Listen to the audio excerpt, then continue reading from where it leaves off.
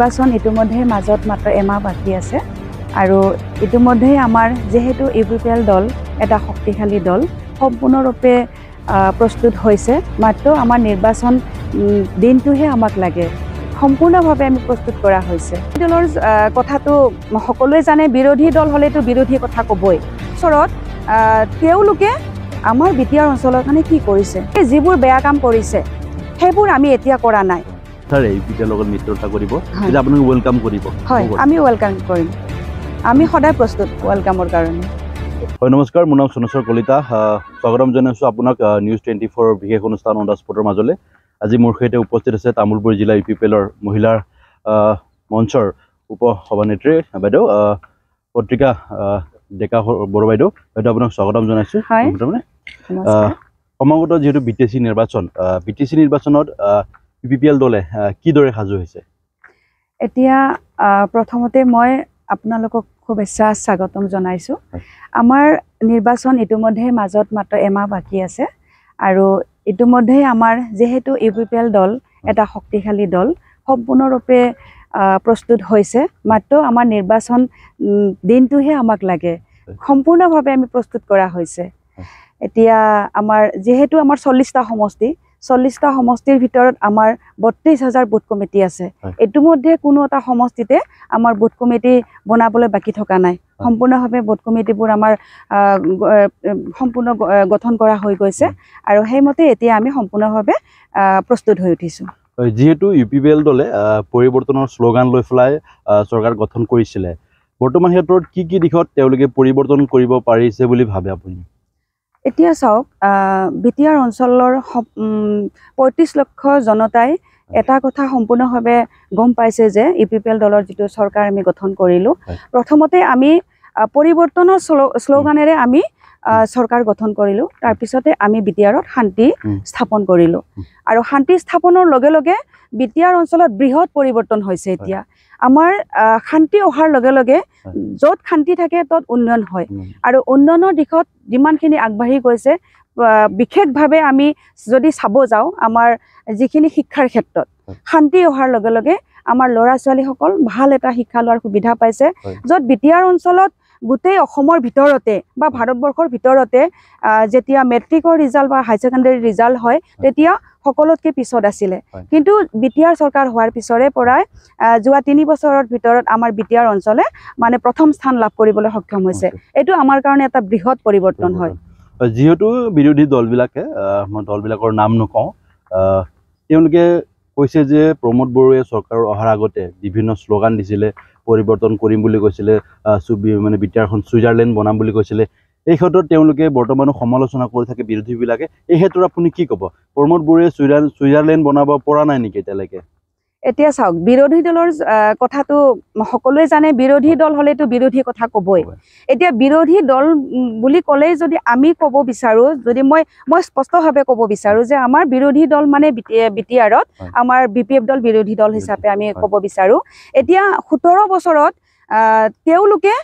আমাৰ বিটিআৰ অঞ্চলৰ কাৰণে কি কৰিছে প্ৰথম কথা সেইটো আৰু 4 বছৰ আমি কি কৰা নাই এতিয়া যি তেওঁলোকে কৈ আছে আমি একো কৰিব পৰা নাই বুলি কওঁতে এইটোৱে ক'ব লাগিব আমি তেওঁলোকে যিবোৰ বেয়া কাম কৰিছে সেইবোৰ আমি এতিয়া কৰা নাই তেওঁলোকে এটা সময়ত বিটিআৰ অঞ্চলত মদ জুৱা ভাং এনেকুৱা বিভিন্ন বেয়া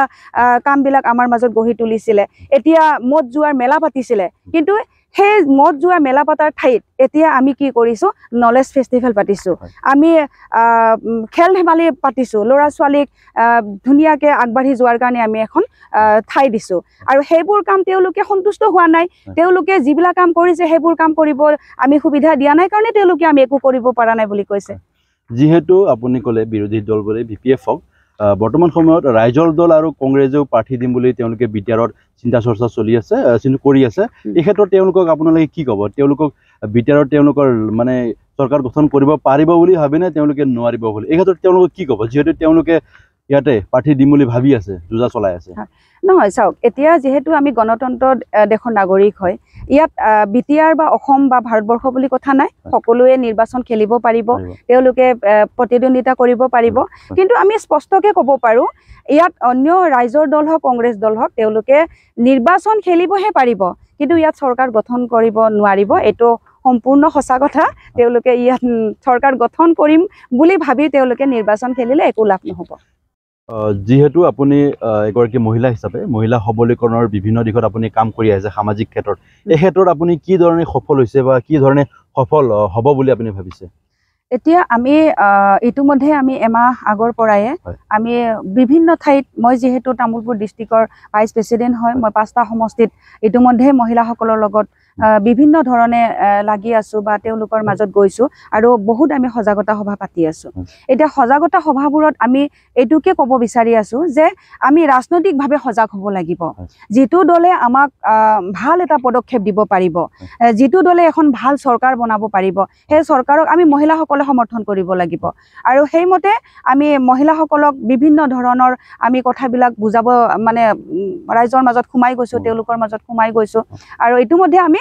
মহিলাসকলৰ পৰা সম্পূৰ্ণ সমৰ্থন পাইছোঁ। এতিয়া আমি যিমানে আগবাঢ়ি গৈ আছোঁ, সিমানে আমি ৰাইজৰ সমৰ্থনবোৰ পাই আছোঁ বা মহিলাসকলৰ সমৰ্থনবোৰ পাই আহিছোঁ। আৰু তাৰোপৰি মানে কি হৈছে, আমি আমাৰ আঁচনিৰ ক্ষেত্ৰত আমি মহিলাসকলক সজাগ কৰিব গৈছোঁ। বিটিআৰ চৰকাৰে আমাৰ মহিলাৰ কাৰণে কি কি পদক্ষেপ লৈছে। এতিয়া আমি আত্মসহায়ক গোটৰ জৰিয়তে আমি মহিলাসকলক টকাৰে 25,000 টকাৰে আমি তেওঁলোকক উন্নতি কৰিবৰ কাৰণে সহায় কৰিছোঁ। কাৰণ এজনক যদি আমি ব্যক্তিগতভাৱে পইচাটো দিয়া হয়, তেওঁলোকে মানে এনে খৰচ কৰি অপব্যৱহাৰ কৰিব আৰু সেইটোৰ কাৰণে আমি গ্ৰুপ হিচাপে দিয়া গৈছে। গ্ৰুপত তেওঁলোকে বিভিন্ন কাম কৰিছে। আমাৰ মহিলাৰ কাৰণে বিভিন্ন মিছন প্ৰস্তুত কৰা হৈছে, যেনেকুৱা আমাৰ গট মিছন, পিক মিছন, মাছৰুম মিছন। এই মিছনবোৰৰ জৰিয়তে আমাৰ মহিলাসকল উন্নতি কৰিবৰ কাৰণে আগবাঢ়ি যাব সুবিধাটো পাইছে। আৰু বিশেষকৈ যিহেতু আমাৰ বিটিআৰ চৰকাৰৰ পৰা সকলোৱে জানে, আমাৰ বিটিআৰ প্ৰধান ডাঙৰীয়া প্ৰমোদ বড়ো ছাৰে মহিলাৰ ওপৰত যথেষ্ট গুৰুত্ব দিছে আৰু বিটিআৰ চৰকাৰৰ পৰা নিৰ্দিষ্টভাৱে মহিলাৰ কাৰণে আঁচনি এইটো প্ৰস্তুত কৰিছে যে অংচাই বিথাংখী আঁচনি। যিসকল মহিলা সৰু সৰু দোকান দি তেওঁলোকে পইচাৰ কাৰণে বহলাব পৰা দোকানটো, অকণমান পিঠা বিক্ৰী কৰিছে, অকণমান চব্জি বিক্ৰী কৰিছে, সেই দোকানটো অকণমান বহল কৰি তেওঁ যাতে উন্নতিটো আৰু অলপ কৰিব পাৰে, সেইটোৰ কাৰণে অংচাই বিথাংখী নামৰ আঁচনি প্ৰস্তুত কৰি ইতিমধ্যে আমি বহুত হাজাৰ, আমাৰ এটা সমষ্টিত 6,000তকৈ অধিক মহিলাক আমি 5,000 টকাকৈ আমি এককালীন সাহাৰ্য দিব পাৰিছোঁ। আৰু যিসকল আমাৰ মহিলা গৰ্ভৱতী হয়, কাৰণ আমাৰ যিহেতু গাঁও অঞ্চলৰ মহিলাসকল তেওঁলোকে পুষ্টিকৰ খাদ্য খাব নাপায় বা তেওঁলোকে নিজৰ স্বাস্থ্যৰ প্ৰতি যত্ন ল'ব নোৱাৰে, আৰু সেইটোৰ কাৰণে আই অংচাই বিথাংখী, মানে বাচ্ছাটো জন্ম নোপোৱাৰ 6 মাহ আগৰ পৰা আৰু বাচ্ছাটো জন্ম পোৱাৰ 4 মাহ পিছলৈকে আমি মাহত 1,000কৈ টকা দিয়াৰ আঁচনি এটা প্ৰস্তুত কৰা হৈছে। ইতিমধ্যে আমাৰ সেই কামখিনি সম্পূৰ্ণৰূপে হৈ গৈছে। তো এইবোৰ আঁচনি আমাৰ মহিলাৰ মাজত গৈ আমি তেওঁলোকক বুজাইছোঁ, তেওঁলোকে যাতে এই আঁচনিসমূহ নিজে আগবাঢ়ি আহি লোৱাৰ কাৰণে সুবিধাটো পায়। যিহেতু আপুনি মহিলা সবলীকৰণৰ ক্ষেত্ৰত আৰু আঁচনিৰ ক্ষেত্ৰত যথেষ্টখিনি কথা ক'লে ইতিমধ্যে, বৰ্তমান সময়ত মহিলাসকল আমাৰ সমাজত কেনেধৰণৰ সুৰক্ষাটো মানে পাইছে, তেওঁলোকে আগৰ নিচিনা সুৰক্ষা মানে পাইছে নে নাই? এতিয়া সুৰক্ষা বুলি ক'ব লাগিলে আমিতো সেইটো মানি ল'বই লাগিব, কাৰণ 2020ৰ আগত আমাৰ পৰিৱেশটো কেনেকুৱা আছিলে, অকল মানে অস্ত্ৰৰ জনজননী আছিলে, হিংসা হত্যা আছিলে। মহিলাসকল সন্ধিয়া 5 বজাৰ লগে লগে বাটত ওলাব পৰা তেনেকুৱা সাহসটো আমি পোৱা নাছিলোঁ। স্কুল কলেজত গ'লে ছোৱালীসকল সোনকালে ঘৰত আহিব লাগিছিলে, কিন্তু এতিয়া মহিলাসকলে ৰাতি 12 বজালৈও তেওঁৰ যদি নিজৰ কৰ্মস্থানত গৈ ঘূৰি আহিব লাগে, একো অসুবিধা নোহোৱাকৈ ঘৰ পায়। আৰু বিশেষকৈ এটা কথা আমি প্ৰমোদ বড়ো ডাঙৰীয়াক ধন্যবাদ জ্ঞাপন কৰিব লাগিব, যিসকল আমাৰ গাঁৱৰ মহিলা ডমেষ্টিক ভাইলেন্স, যিটো ঘৰুৱা হিংসাত তেওঁলোকে বলি হয়। কেতিয়াবা এনেকুৱা হয় মহিলাগৰাকীৰ হাতত টকা পইচা নাথাকে, তেওঁ বহুত অত্যাচাৰৰ বলি হৈছে, আইনৰ সহায় ল'ব নোৱাৰে। সেই মহিলাসকলৰ কাৰণে বিনা পইচাত আইনৰ সহায় ল'ব পৰাকৈ আমাৰ 5টা ডিষ্ট্ৰিক্টত একোজনকৈ আমাৰ মহিলাৰ কাৰণে লয়াৰ ঠিক কৰিছে যে সেই উকিলজনৰ ওচৰত গৈ আমি যাতে একো পইচা খৰচ নোহোৱাকৈ আমি আইনৰ সুবিধাটো ল'ব পাৰোঁ, সহায়টো ল'ব পাৰোঁ, সেইটো ব্যৱস্থা কৰিছে। সেইটোৰ কাৰণে মই প্ৰমোদ বড়ো ছাৰক বহুত বহুত ধন্যবাদ জ্ঞাপন কৰিছোঁ। যিহেতু আমি আগতে প্ৰায় শুনি আহিছিলোঁ, আপুনি শুনিছিলে যে ডাইনী হত্যা বুলি প্ৰায় প্ৰচলন হৈছিলে এটা সময়ত, আজি প্ৰায় 5 বছৰ আগতে প্ৰায় সম্ভৱ বেছি হৈছিল। এই ক্ষেত্ৰত বৰ্তমান এইটো প্ৰায় নোহোৱা হৈ গ'ল নেকি বস্তুটো? এইটো কি ক'ব এই ক্ষেত্ৰত, ডাইনী হত্যাৰ ক্ষেত্ৰত কি ক'ব আপুনি? এতিয়া চাওক, ডাইনী হত্যাটো নোহোৱা হৈ যোৱা বুলিও আমি ক'ব নোৱাৰোঁ। যিবোৰ একেবাৰে এতিয়াও বহুত ভিতৰুৱা অঞ্চলবোৰ আছে, যিসকল মানুহে হয়তো এতিয়াও জ্বৰ উঠিলেও কবিৰাজৰ ওচৰত যায়, ঠিক তেনেকুৱা অঞ্চলবোৰত ডাইনী হত্যাটো আছে। কিন্তু যিহেতু আমাৰ এতিয়া ল'ৰা ছোৱালীবোৰ শিক্ষিত হৈ আহিছে, প্ৰায় অঞ্চলৰে দুখীয়া হ'লেও ল'ৰা ছোৱালীবোৰ শিক্ষিত হৈছে, সেই উঠি অহা শিক্ষিত ল'ৰা ছোৱালীখিনিৰ কাৰণে এইবোৰ বস্তু লাহে লাহে নোহোৱা কৰাৰ এটা চেষ্টা কৰি থকা গৈছে। আৰু আপুনি বিভিন্ন আঁচনিৰ কথা ক'লে, বিটিআৰত হিতাধিকাৰীৰ সৃষ্টিৰে বিটিআৰ ৰাজনীতি বা বিটিআৰ চৰকাৰ কৰিব বুলি আপুনি ভাবে নেকি? এতিয়া হিতাধিকাৰী কথাটো যদি ক'ব যাওঁ, হিতাধিকাৰীৰ সৃষ্টিৰে উন্নয়ন সম্ভৱ হয় বুলিও ক'ব নোৱাৰি বা অসম্ভৱ বুলিও ক'ব নোৱাৰি। এতিয়া আমি বিটিআৰৰ যিটো হিতাধিকাৰীৰ আঁচনি প্ৰস্তুত কৰা হৈছে, সেইটো ক্ষেত্ৰত যদি আমি চাব যাওঁ, তেতিয়া উন্নয়নটো আমি সম্ভৱ বুলি ক'ব পাৰোঁ। কাৰণ এতিয়া আমি সামূহিকভাৱে কিছুমান আঁচনি প্ৰস্তুত কৰা হৈছে। মই অলপ আগত আপোনাক কৈয়ে গ'লোঁ যে যিটো গড মিছন বা পিক মিছন বা মাছৰুম মিছন, এই যিসকল আমি মিছন প্ৰস্তুত কৰা হৈছে, এই মিছনৰ জৰিয়তে আমাৰ যিহেতু আমি গ্ৰুপ ৱেজত আমি কামবিলাক কৰিব দিয়া হৈছে, এজনে যদি কামটো কৰিব নোখোজে, হয়তো দুজনে কামটো কৰাৰ কাৰণে আগবাঢ়ি যাব। আৰু এইবোৰ আমাৰ ভিজন ডকুমেণ্ট প্ৰস্তুত কৰা হৈ গৈছে, আৰু ভিজন আমি তৈয়াৰ কৰা হৈ গৈছে। আৰু এইবোৰ যদি আমি আঁচনি আমি সম্পূৰ্ণভাৱে আমাৰ জনসাধাৰণৰ মাজত আমি বিলাই দিব পাৰোঁ, তেতিয়া আমাৰ বিটিআৰ অঞ্চলটো উন্নতি হোৱাটো 100% মানে হয় বুলি মই ভাবোঁ। আৰু যিহেতু বাইদেউ বৰ্তমান সামাজিক মাধ্যমত প্ৰায় এটা প্ৰচলন হৈ আছে UPPL আৰু BPFৰ মিত্ৰতা, আপুনি নিশ্চয় গম পাইছে যে UPPL আৰু BPFৰ মিত্ৰতাৰ ক্ষেত্ৰত আপুনি কি ক'ব? এতিয়া UPPL আৰু BPFৰ মিত্ৰতা এতিয়া আমি এইটো নৈ কৰা নাই, কাৰণ UPPL দলে সদায় মানুহক স্বাগতম জনায়। আমাৰ লগত যদি কোনোবা আহিব বিচাৰে, আমি সদায় তেওঁলোকক সন্মান সহকাৰে আমি তেওঁলোকক ৱেলকাম জনাওঁ। আমাৰ UPPL দলৰ আদৰ্শ নীতি আছে, আৰু আদৰ্শ নীতিৰ জৰিয়তে আমি সকলোকে সন্মান কৰোঁ বা স্বাগতম জনাওঁ। এতিয়া যদি মিত্ৰতাৰ ক্ষেত্ৰত সেইটো একচুৱেলি আজি মই এইখিনি এনেকুৱাকৈ কোৱাত হয়তো মই ক'ব পাৰিলেও মই নকওঁ, কাৰণ যিহেতু আমাৰ হাইকমাণ্ড আছে, আমাৰ প্ৰমোদ বড়ো ডাঙৰীয়া আছে, তেওঁ এইবিলাক কথা চিন্তা চৰ্চা কৰি আছে, সিদ্ধান্তটো তেখেতে ল'ব। যিহেতু মিত্ৰতাৰ এটা কুচকাৱাজ চলি আছে, যদি BPF বিচাৰে UPPL লগত মিত্ৰতা কৰিব, তেতিয়া আপোনাক ৱেলকাম কৰিব? হয়, আমি ৱেলকাম কৰিম,